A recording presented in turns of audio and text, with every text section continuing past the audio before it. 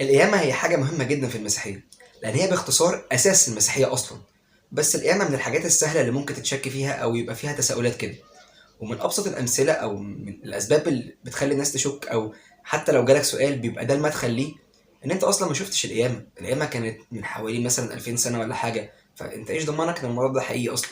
إيش ضمنك إن ما فيش ضحك عليك في الموضوع ده؟ عشان كده يا صديقي جايين نجاوب على السؤال ده النهارده، جايين نثبت لك القيامة. أهلًا بيك في فيديو جديد وهنعرف أكتر.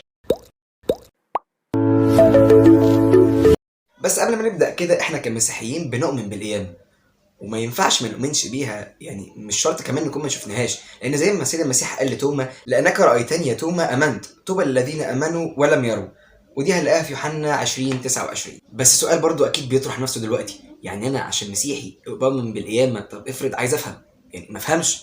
لا يا سيدي ما تقولش كده وما قلنالكش كده، صدقني احنا النهارده جايين نفهمك ونقول لك ايه الأدلة اللي موجودة على القيامة. أول حاجة يا سيدي وأكبر دليل هو الكتاب المقدس.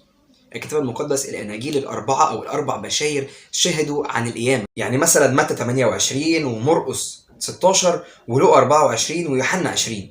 ده غير ان احنا مؤمنين ان الكتاب المقدس هو موحى به من الله، فبالتالي الكتاب المقدس بيتكلم عن القيامه بشكل واضح جدا وصريح. تاني حاجه بقى معانا هو القبر الفارغ، والقبر الفارغ دليل مهم جدا، لان القيامه لو ما حصلتش يبقى الجسد فين؟ وده هنا هياخدنا لحاجه تانية. الاجابه هنا هتتحدد على حسب انت بتسال مين. لو مسيحي هيرد يقول لك عشان المسيح قام، لكن لو بتسال يهودي هيقول لك لان التلاميذ سرقوا الجسد. هنا بقى حته حلوه قوي هتاخدنا يعني لجزء تاني كده، ركز معايا بقى، يعني ركز معايا في الحته دي. اليهود ادعوا ان التلاميذ سرقوا الجسد. حلو، معاك في الحته دي. طب منطقيا كده التلاميذ لو هم سرقوا الجسد الحراس ما شافوهمش، هتقولي طب ما هو قالوا ان الحراس نايمين. طب هقول لك على حاجه، انت مدرك ان عقوبه الجندي الروماني اللي ينام في وقت حراسته تبقى ايه اصلا؟ الموت. انت متخيل؟ امال ايه اللي حصل؟ لو لاحظت في النص الكتابي هتلاقي ان الجنود قالوا كده عشان اليهود امروهم كده، يعني اليهود قالوا لهم خلاص احنا هنستعطف الملك وكده وهنظبطكم، بس انتوا قولوا ان احنا كنا نايمين. يعني بالمعنى يعني عارف اللي هو ادوهم رشوه.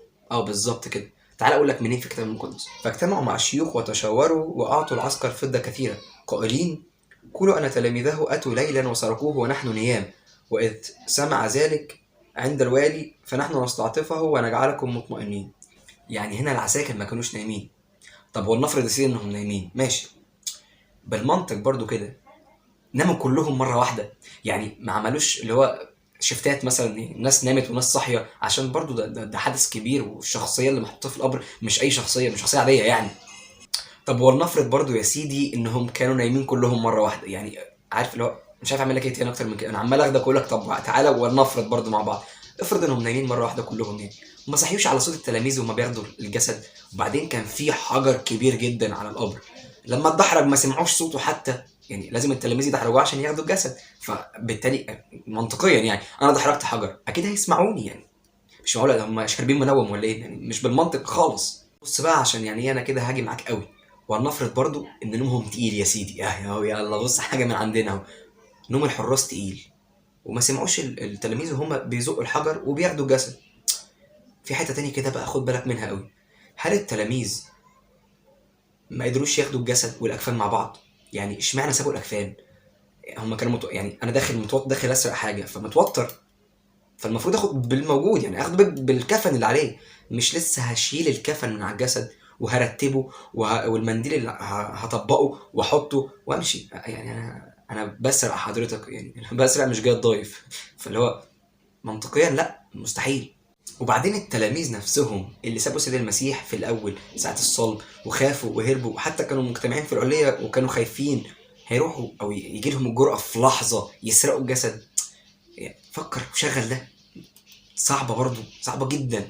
بطرس اللي انكر 3 مرات مره واحده يبقى يجيله جرأه يسرق الجسد على طول كده يروح اللي هو صعبه جدا. وبالاضافه على كده اضيف لمعلوماتك ان الادعاء بتاع اليهود ده كان ضعيف جدا، لان الرومان نفسهم ما صدقوش. ما هو لو الرومان صدقوا كانوا بعتوا او فتحوا تحقيق مع الحراس دي. تحس ان الرومان ما عملوش اي حاجه، اللي هو طب ماشي ماشي يعني خلاص مش يعني عدي كده، اللي هو احنا مش مصدقينكم بس هنمشيها. اللي هو لو فعلا مصدقين الادعاء ده كانوا راحوا جابوا التلاميذ دول، او راحوا بحثوا في الموضوع وفتحوا تحقيق او قلبوا الدنيا على اللي بيحصل، الكلام ده فعلا ما حصلش. فلحد دلوقتي انا شايف ان منطقيا الكلام زي الفل. طب نيجي دلوقتي بقى لسؤال جميل قوي كده انا حبيته بصراحه. طب افرض اللي سرق الجسد مش التلاميذ، افرض كان حرامي عادي. هقول لك حلو. طب الحرامي ده ساب كل القبور وركز بس في قبر السيد المسيح اللي عليه الحجر الكبير ده يا جدع، يعني برضه منطقيا مش ماشيه. راجل مليان قبور يعني حواليه، وبعدين هيسرق الجسد يعمل بيها؟ يعني هو هيسرقه ليه؟ لو حرامي عادي هيسرقه ليه؟ لحد دلوقتي يا سيدي احنا شغالين على الادله، خدنا ادله من الكتاب المقدس وخدنا ادله منطقيه جدا. فاضل دليل مهم جدا. الدليل ده يا سيدي بقى هنناقشه ان شاء الله في الحلقه الجايه. اشوفكم في حلقه جايه جديده وهنعرف اكتر.